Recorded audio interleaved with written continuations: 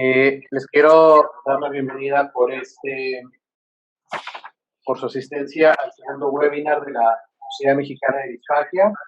El día de hoy tenemos a la doctora Rocío Villafuerte González. Ella es médico especialista en audiología, otorrinolaringología y foniatría, con alta especialidad en foniatría, ambas del Instituto Nacional de Rehabilitación. Ella cuenta con una maestría en Ciencias de la Salud por el Instituto Politécnico Nacional.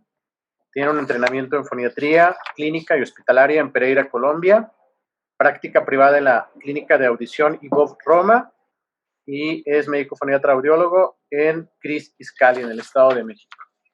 Bueno, pues les dejamos con la doctora Rocío Villafuerte. Bienvenida, doctora. Muchas gracias por su asistencia y participación. Gracias a ustedes por la invitación y muy gustosa de compartir con ustedes justo en estos días previos al Día Internacional de la Disfagia. Entonces, bueno, el tema de hoy es acerca de la disfagia. Vamos a hablar de las generalidades de esta. Voy a dar un esbozo de lo que es la disfagia y cómo por qué se produce. Entonces, bien, la definición de disfagia es de las raíces dis, que quiere decir dificultad, y fagos, que quiere decir comer. Entonces, es la sensación de dificultad del estómago. Y en el caso de Johnson, nos dice que es un trastorno para tragar alimentos sólidos. Dice que la conexión a internet es inestable. Ya. Es un trastorno para tragar alimentos sólidos, semisólidos y o líquidos por una deficiencia en cualquiera de las 4 etapas de la deglución. Y aquí me gustaría hacer un paréntesis, dado que hace algunos meses tuvimos una plática muy interesante que nos dio la doctora Alejandra García, en la cual habló acerca de los músculos y cómo se lleva a cabo la deglución. Y me parece que también en ese momento ella nos habló acerca de las fases de la deglución. Y en este momento las vamos a recordar porque esto es muy importante. La deglución tiene 4 fases y, bueno, aquí lo vamos a ver. Me gustaría que vieran este video. Vamos a escucharlo. Las estructuras que participan en el proceso de deglución, como la lengua, los dientes, la epiglotis y el esófago. Los dientes sirven para triturar y picar los alimentos en trozos muy pequeños, mientras que las glándulas de la boca humedecen los alimentos con saliva. La lengua luego empuja los alimentos humedecidos, es decir, el bolo alimenticio, a la parte de atrás de la garganta para que baje por el esófago y llegue hasta el estómago. Observemos nuevamente el proceso de deglución paso a paso. En la primera etapa de la deglución, la lengua empuja los alimentos hacia la garganta.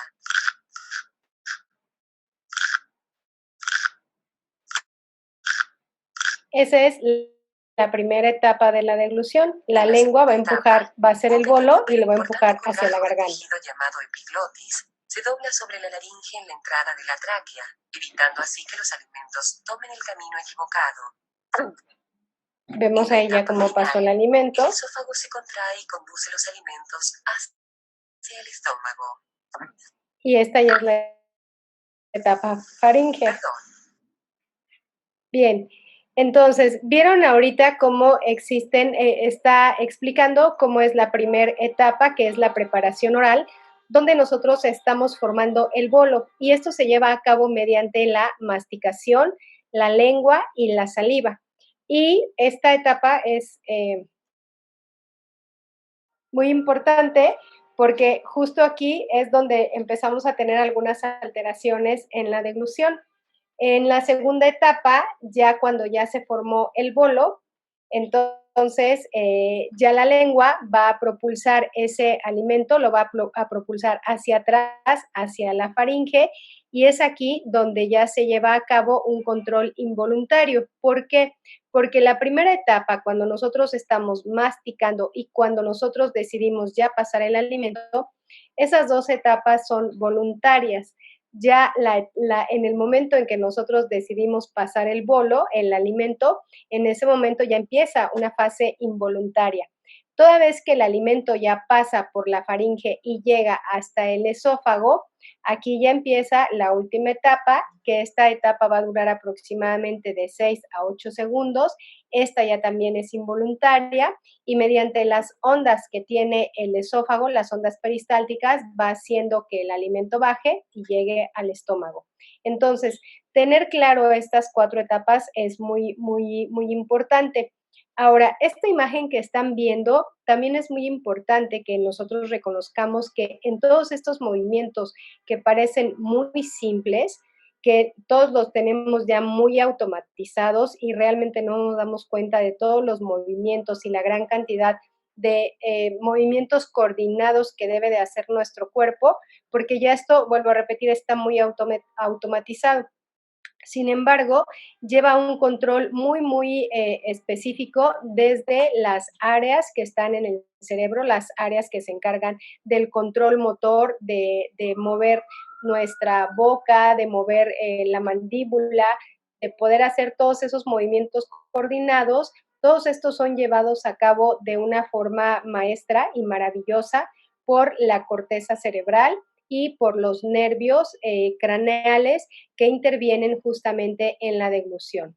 Entonces, ¿cómo se va a llevar a cabo este control neurológico de la deglución? Justamente esta etapa, esta parte sensitiva, nosotros vamos a ingerir el alimento y estos pares craneales van a llevar a cabo la información, van a conducir la información a través de los núcleos y aquí van a ser recibidas esas sensaciones. Después, el área encargada del control motor, los pares craneales encargados de lo motor, van a llevar esa respuesta para que entonces se lleven a cabo todos estos movimientos coordinados, se pueda mover la lengua, el velo del paladar se mueva también y proteja la nariz para que no se nos vaya el alimento por la nariz, se mueva también la epiglotis para que proteja la vía aérea y no se vaya el alimento a la vía aérea, que se nos vaya de lado, como se dice coloquialmente, y el alimento pase libremente hacia el esófago. Entonces, todos estos movimientos que están maestramente, digo, a lo mejor no existe esa palabra, pero a mí se me hace que es algo maestro, que sucede aquí, algo mágico en esto de la deglución. Todos estos movimientos controlados por el sistema nervioso central son los que van a llevar a cabo la deglución. Y haciendo un pequeño paréntesis, les invito que hoy cuando terminemos esta charla y vayan a tomarse un poquito de agua, pongan atención en todo lo que su cuerpo, todo lo que su boca hace, cómo se dan los movimientos en el velo del paladar, cómo se dan los movimientos cuando ustedes tragan o pasan el líquido, cómo su laringe va a ascender, para que se den cuenta de lo maravilloso que es nuestro cuerpo y bueno, vean todos estos movimientos en ustedes. Entonces, estos movimientos que son coordinados justamente por el sistema nervioso central, es por eso que podemos tener alteraciones en la deglución y ahorita, bueno, vamos a ver por qué. Vamos a tener entonces alteraciones en las fases de la deglución. Ya vimos que hay una etapa preparatoria donde nosotros introducimos el alimento a la boca y la alimentación puede ser desde que nosotros no podemos sellar por completo nuestra boca, no la podemos tener cerrada y se nos derrama el alimento hacia adelante. Yo creo que algunos hemos visto personas que están comiendo y se les sale el alimento de la boca justamente por esta situación, porque hay una dificultad en los músculos de la boca para mantenerla cerrada y poder contener el alimento. Esa sería una de las primeras limitaciones en esta fase de preparación oral. Otra de las limitaciones que tenemos también en esta fase es la masticación. Entonces vemos, por ejemplo, también aquí la importancia de la integridad de la dentadura. que juega un papel sumamente importante para poder masticar, triturar el alimento y que se vaya formando el bolo. Otra de las alteraciones que tenemos también en esta fase es los movimientos de la lengua. La lengua junto con la masticación y junto con la saliva, donde aquí también la saliva juega un papel sumamente importante para nosotros poder formar ese bolo alimentario. Entonces, la lengua se va a mover, va a hacer los movimientos necesarios para poder formar una masita, una bolita de ese alimento, y en el momento en que todo esto que nosotros estamos haciendo es de una forma voluntaria, y ya cuando ya sentimos que ya está masticado, entonces ya decidimos tragarlo y vemos, por ejemplo, esta imagen, aquí ya está formado el bolo.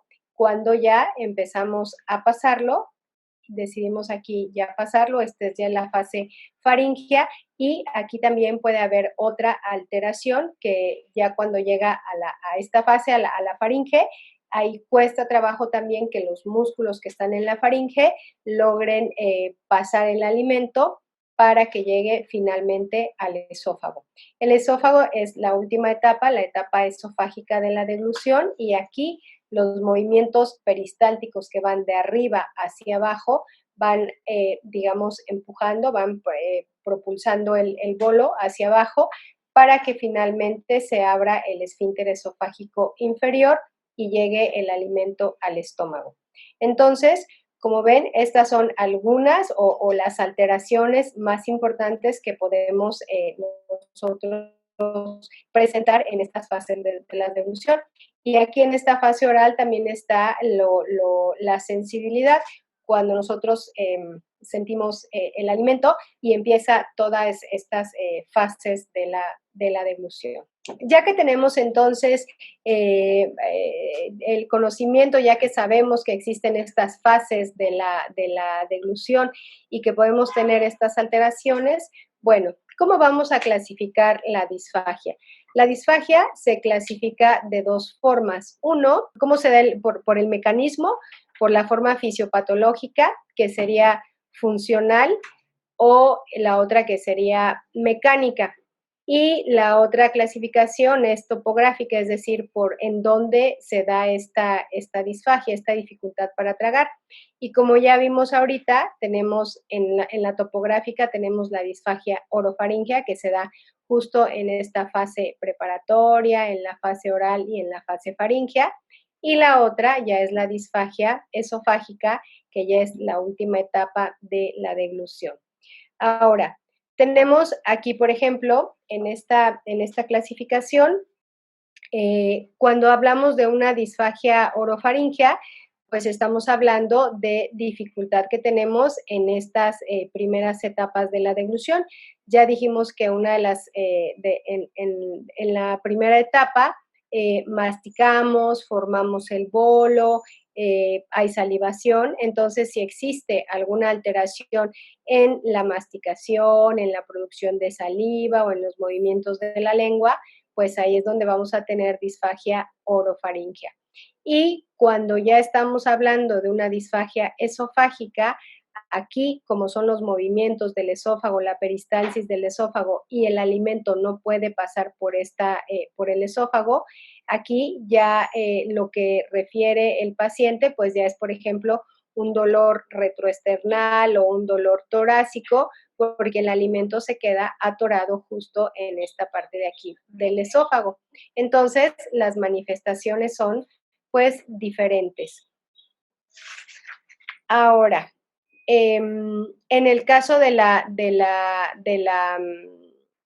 clasificación de la funcional o motora y de la mecánica u obstructiva, también se le llama. Tenemos aquí que, por ejemplo, cuando es funcional, esto es una alteración que puede presentarse en consistencias sólidas, en semisólidas, en líquidos. Se presenta algunas veces y otras no, a diferencia de la mecánica, donde la persona siempre va a presentar una dificultad para tragar los alimentos. Ahora, es también muy importante saber que estas alteraciones de la disfagia, esta dificultad para tragar, pues se puede presentar en cualquier edad, se puede presentar desde los niños recién nacidos, en personas adultas, en personas mayores de edad, en ancianos. Y esta prevalencia de la disfagia, se estima que en nuestra población hay de un 6 a un 9% de personas que presentan disfagia y esto va a aumentar conforme aumenta la edad. Y se han hecho estudios y se dice que el 60% de los pacientes que hay en casas de reposo, es decir, personas mayores de 70 años, van a presentar alguna dificultad para tragar algún alimento en alguna de las consistencias. Y bueno, también es importante saber que la disfagia pues tiene consecuencias sociales, económicas y una morbilidad muy importante. ¿Por qué hay consecuencias sociales? Se preguntarán, ¿qué tiene que ver el que una persona no pueda tragar con lo social? Bueno, justamente como una persona no puede a veces masticar o no puede tragar los alimentos, tiene que hacer muchos intentos para pasar un alimento o se tarda mucho en alimentarse o de pronto empieza a evitar ya algunas consistencias alimentarias porque no las puede tragar, pues entonces deja ya de convivir con la familia, pues porque a veces le da pena que no pueda tragar o que tenga que hacer muchos esfuerzos para poder pasar los alimentos. Entonces, generalmente empiezan a aislarse y a dejar de convivir con la familia. Porque, bueno, en nuestra sociedad y creo que todas las sociedades, la alimentación es incluso motivo para reunirse, todo lo festejamos comiendo o tomando un café o tomando algo. Entonces, cuando tenemos esta dificultad para contener los alimentos en la boca, que se nos salgan los líquidos, pues esa persona va a evitar el contacto social, pues por la pena que incluso le da o la molestia que significa para él o para ella que el alimento se le salga de la boca. Entonces, vemos la importancia de tener esta condición o de tener este padecimiento. Y bueno, económicas, porque bueno, al paso del tiempo, cuando las personas tienen una mayor afectación para pasar los alimentos, pues el tratamiento ya implica algunas cosas que ya pues sí resultan un poco caras. Entonces, pues sí es muy importante saber acerca de esta sintomatología. Y bueno, también una elevada morbimortalidad. ¿Por qué? Porque cuando nuestros pacientes tienen dificultades para tragar y literalmente, o sea, literal, así como decimos coloquialmente, se me fue la comida de lado, pues sí, justamente la comida se va hacia la vía respiratoria. Cuando debe de irse hacia el esófago, se va a la vía respiratoria y ese alimento de estar llegando a vía respiratoria, bueno, pues puede ocasionar neumonías y es por eso que los pacientes hemos comentado que como se puede presentar en cualquier grupo de edad, en el caso de los bebés puede ser una inmadurez de las vías de la deglución. Ya comentamos en un inicio que hay una participación de la corteza cerebral, de los bulbos, del bulbo, perdón, del tronco cerebral, de los pares craneales. Entonces puede haber una inmadurez, sobre todo en los bebecitos que son prematuros. Puede presentarse esta inmadurez y entonces tener problemas para deglutir.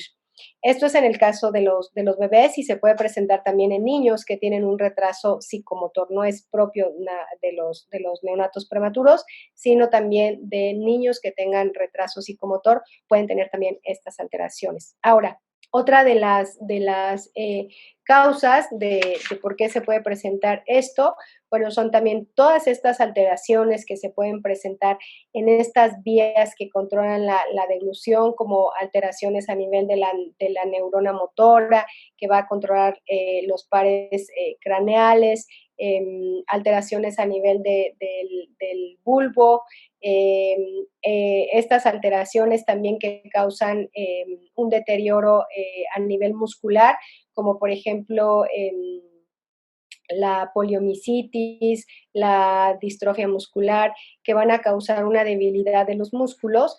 Bueno, ¿por qué va a ocasionar una disfagia? Porque justamente todas estas vías que intervienen en las primeras fases de la deglución y también en la etapa esofágica, todo esto, la lengua, el velo del paladar, la faringe, el esófago, está formado por músculo. Entonces, el músculo pues van a ocasionar también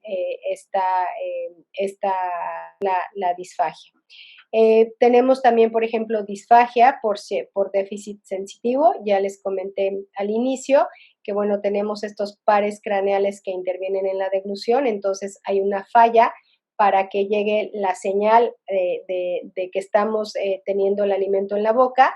Entonces, al no llegar esta señal a donde debe llegar al tronco cerebral, pues no puede mandar la señal de regreso para que el paciente pueda masticar o llevar a cabo todos estos movimientos para la deglución. Entonces, vemos que sí son como varias cosas que nos pueden ocasionar esto. También es muy frecuente en el caso de personas que tienen accidente vascular cerebral, es decir, hemorragia cerebral o infarto cerebral, que son muy frecuentes ya en personas mayores, aunque en los últimos años estos eventos vasculares cerebrales se han empezado a llevar también en personas ya de 50 años o incluso menores de 50 años. Entonces, en el caso de personas que tienen accidente vascular cerebral, ellos van a presentar disfagia del 43 al 50 entre el 43 y el 80% de los pacientes, o sea, de cada 10 que presentan un evento vascular cerebral, van a presentar disfagia. Y entonces, porque aumentan el riesgo de infecciones respiratorias, de desnutrición, de estar más tiempo del hospital y pues obviamente aumentan la posibilidad de que puedan fallecer. Entonces, pues vemos cómo también es muy importante en estas patologías, pues ver o identificar si estos pacientes están desarrollando. Otra de las causas que puede ocasionar la disfagia, pues es el envejecimiento. En el caso de las personas mayores de 75 años, se considera que aproximadamente 6 de cada 10 van a presentar algún problema para tragar algún alimento. Alguna de las consistencias, ya sea líquido, sólido, semisólido. Entonces, vemos cómo también es muy importante en las personas mayores este padecimiento.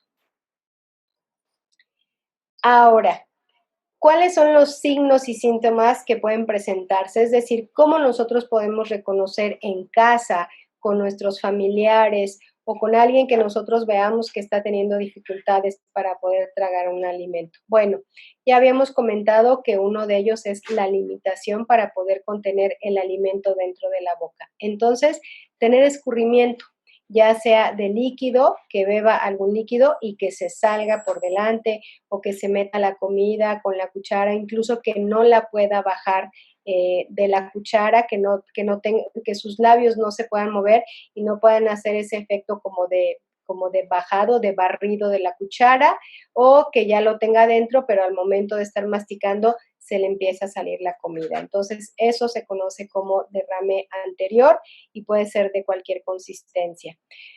También el tiempo prolongado para comer los alimentos. Y este tiempo prolongado, bueno, puede estar relacionado también con la masticación.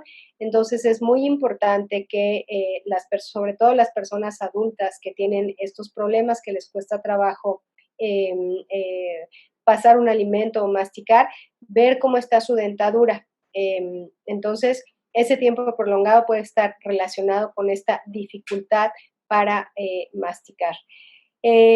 Otra de las alteraciones también que podemos tener es el ahogo, la sensación de ahogo o la tos al momento de estar pasando el alimento o poco tiempo después de haberlo pasado. ¿Por qué? Porque entonces ahí nos habla de que el alimento pues ya no se está yendo a donde se tiene que ir por el esófago para que llegue a nuestro estómago, sino que se está yendo a la vía aérea. Entonces, la tos es un mecanismo de protección para poder sacar el alimento, para poder expulsarlo.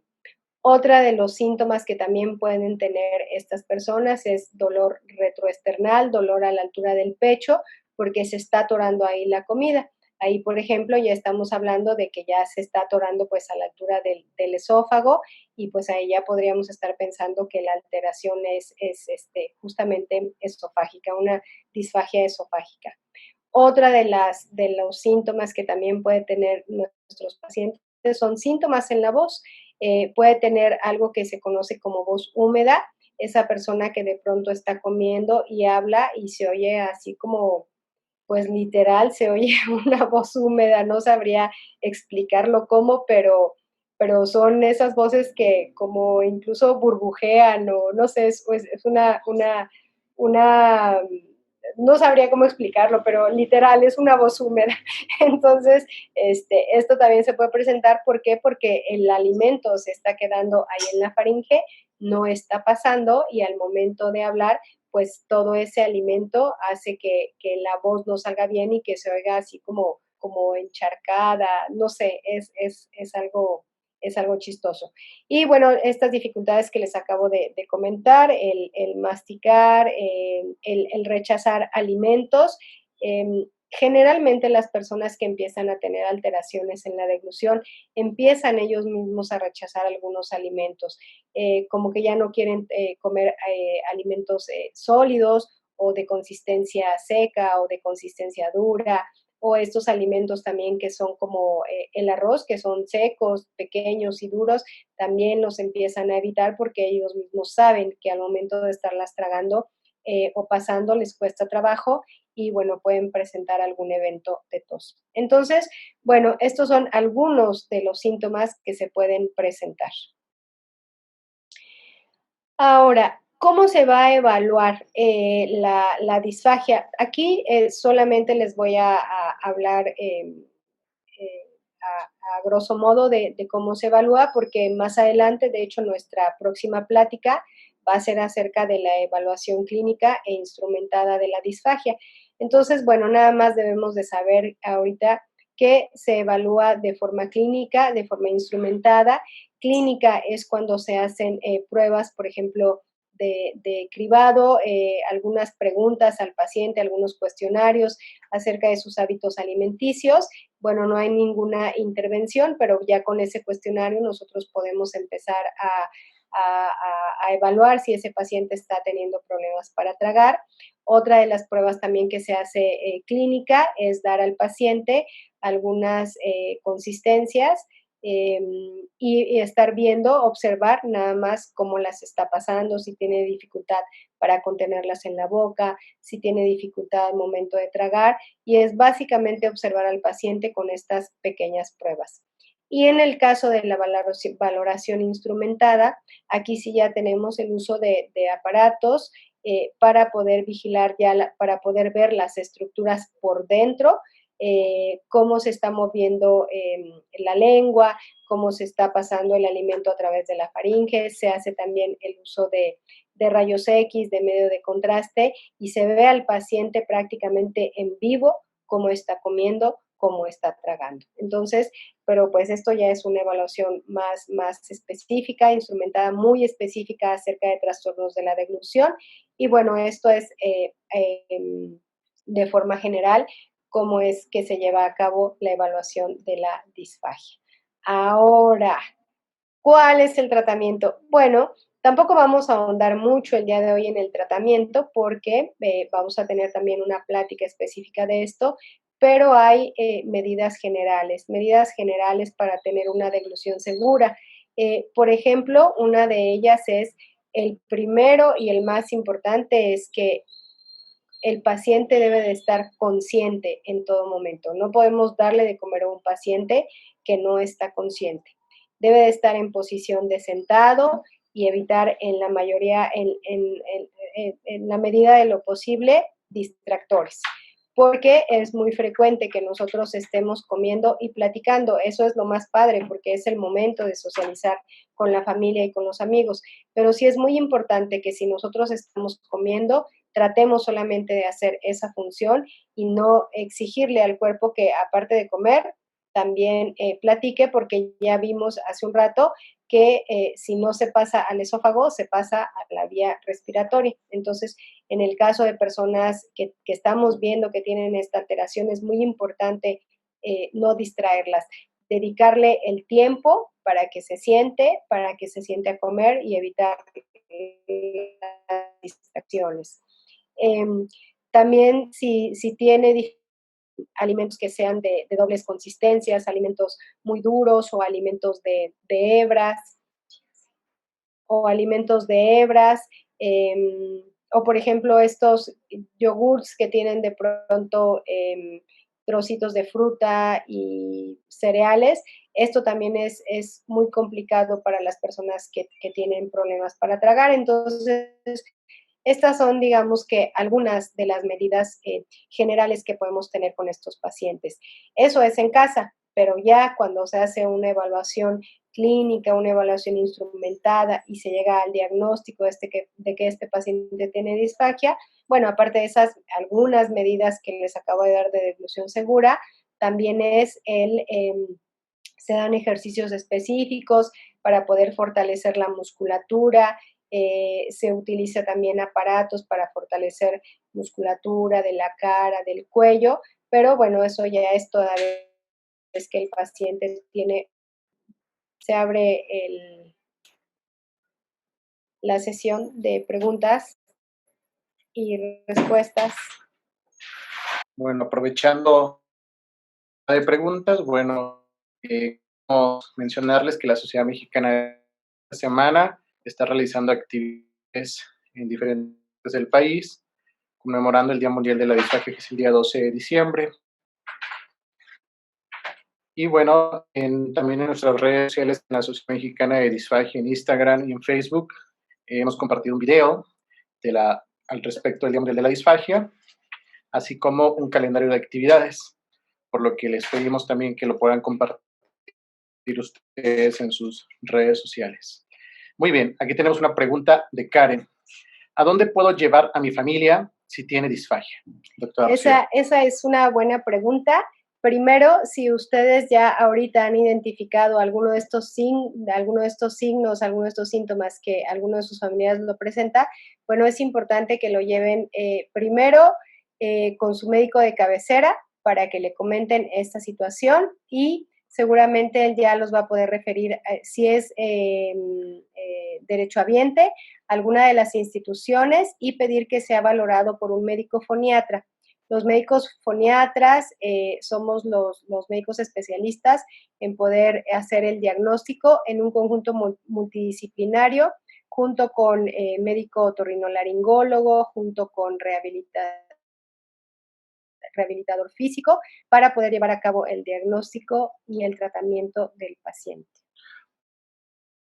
Te pregunta, ¿por qué algunas personas tienen dificultad para tragar pastillas, medicamentos? Sí, esa es algo que presentan muy frecuentemente, sobre todo las personas mayores. Estamos hablando de que las pastillas a veces son un poquito grandes y aparte es algo duro, es algo sólido. Entonces, sobre todo si es una persona mayor, había comentado al inicio que ya las personas mayores empiezan a tener esta dificultad por los músculos de la laringe, que empiezan ya a tener como cierto deterioro, o sea, un cansancio. Entonces, ya el ascenso y el descenso de la laringe, este proceso de tragar ya no es tan sencillo como cuando se es joven. Entonces, de ahí esa dificultad. O sea, puede ser que este paciente tenga una presbifagia, que no haya más cualquier otra cosa más que el deterioro por la edad y, bueno, pues le cueste trabajo.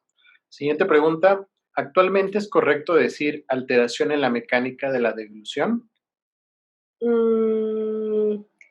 Pues sí, sí es correcto. Sí, justamente, porque la deglución es un acto, pues, mecánico. Sí. Muy bien.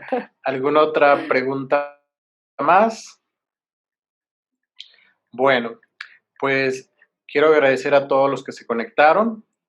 Les deseamos muchas felices fiestas y bueno, nos vemos el próximo año para nuevos webinars. Estén atentos a las redes sociales de la Sociedad Mexicana de Disfagia. Por favor, visiten nuestra página y bueno, pues muchos saludos a todos. Muchas gracias, doctor. Gracias a ustedes por la invitación y ahorita que nos despidamos les vamos a dejar una imagen donde están las redes sociales de la Sociedad Mexicana de Disfagia para que tomen de ahí los datos y también les vamos a dejar otra donde vienen mis datos de contacto. Pero primero los de la sociedad. Aquí están los datos de contacto de la Sociedad Mexicana de Disfagia, las redes sociales, nos pueden encontrar en Facebook, en Twitter y en Instagram como www.sociedadmexicanadedisfagia.com. El correo es sociedadmexicanadisfagia@gmail.com. Y esos son mis datos de contacto. Me pueden encontrar en las redes sociales como @doctora R. Villafuerte y www.audicionyvozroma.com.mx. Gracias a todos, felices fiestas.